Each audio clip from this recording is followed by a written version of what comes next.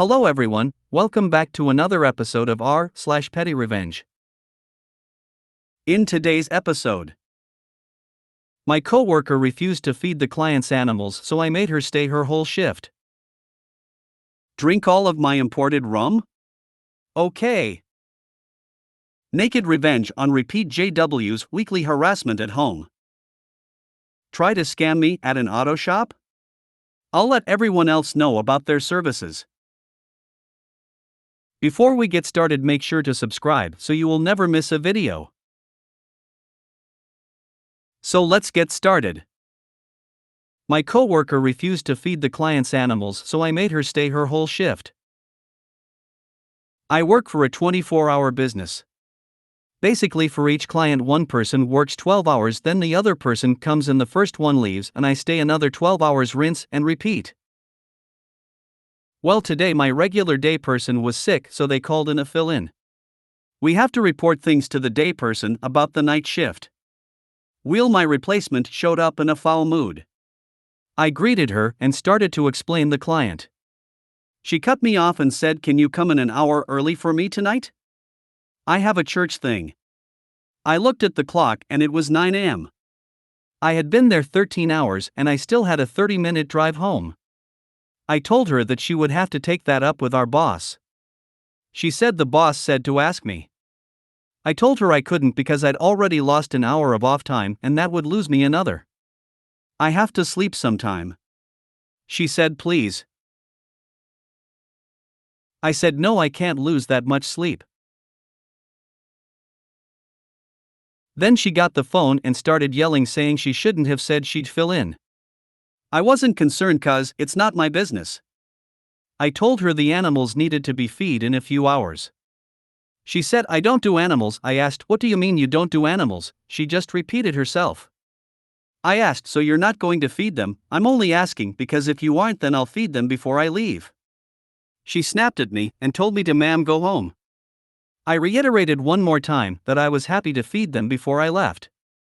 She yelled at me again and I left. I called my boss and told her what happened. She said she would deal with it.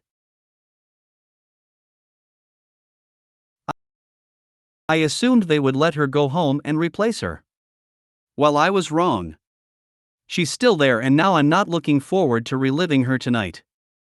I left work at my normal time, but because I was still upset, I didn't stop to eat like I normally do. So I'm about 30 minutes early.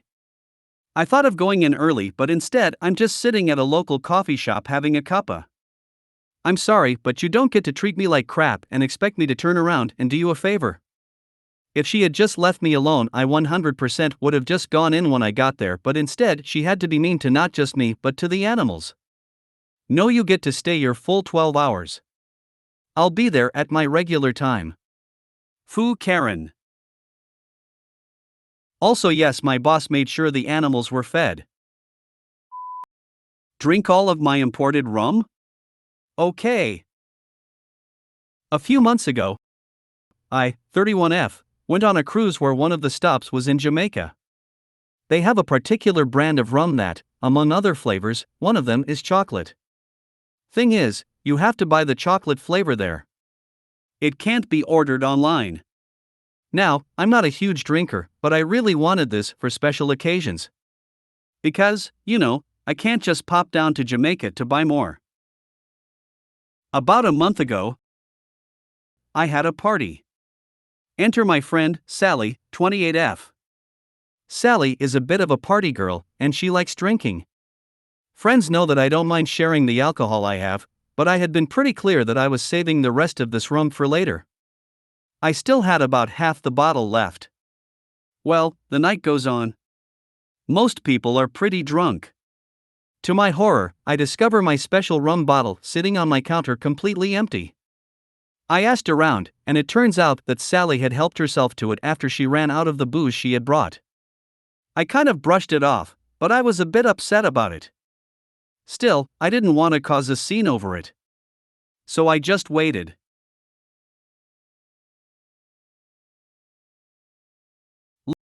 Later that night, Sally finally falls asleep on my couch. I decided my revenge would be petty, and would ultimately only result in some wasted time for her. I knew Sally's phone code, so I opened it up and looked for what I could mess with. Lo and behold, Pokemon Go. I opened her game, turned the volume way down, then spent the next several minutes turning the vast majority of her Pokemon into candy. All I left her with was a few weak, useless Pokemon. I knew she wasn't a serious player, so she didn't have anything that could only be obtained in a limited time event. But she did have a few shiny Pokemon. To complete my revenge, I used an incense and spent time messing with almost all of her Pokeballs. Satisfied with my revenge, I shut the app down, put the phone back where she had it, and went to bed. Naked revenge on repeat. JW's weekly harassment at home. I lived in New Zealand for a few years and I was in a stressful job where if I wasn't on site, I was on call. So, on my old day off a week, all I wanted to do was relax. But every weekend without fail, the JWs would knock on the door and it was so hard to politely get rid of them. I raised my sons to be polite and 2 of my sons lived with me, teenagers, so it was exhausting not knowing how to get rid of this weekly nuisance.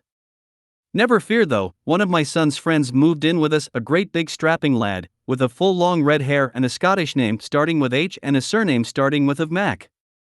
Now H was full on big personality and I loved this kid.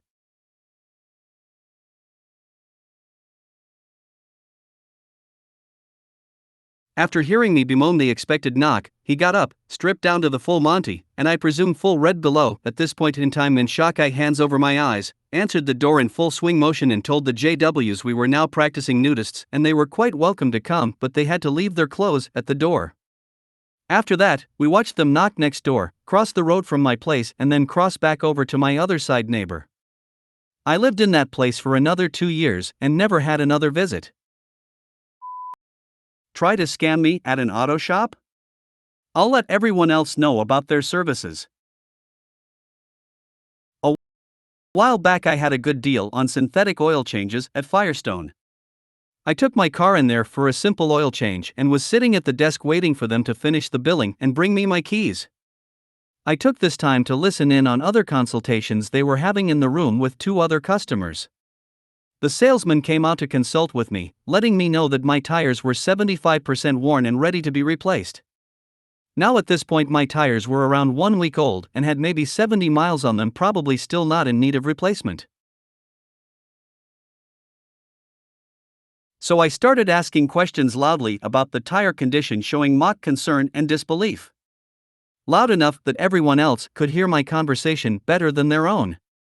After answering **T about the measurement etc., I asked the same questions again, except I started every question a bit louder with the "so" on my brand new tires prefix, at which point the salesman started to look a little uncomfortable knowing he f'd up. I called them scammers to their face, and started offering advice to the other customers. I told the guy with a 20-plus-year-old Mercedes-Benz that they quoted $1,500 to stop the engine from leaking oil. You will never stop that engine from leaking. If it ever stops leaking, it means you are out of oil. Top it up when you fill your gas and it will never be a problem. Woman with the 35% remaining rear pads on an Econobox, those rear brakes will last you another 15k miles easy. Job doesn't need to be done.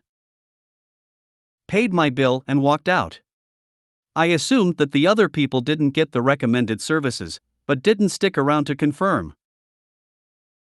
If you made it to the end of the video, thanks for watching. Don't forget to like, subscribe and share, and we will see you in the next video.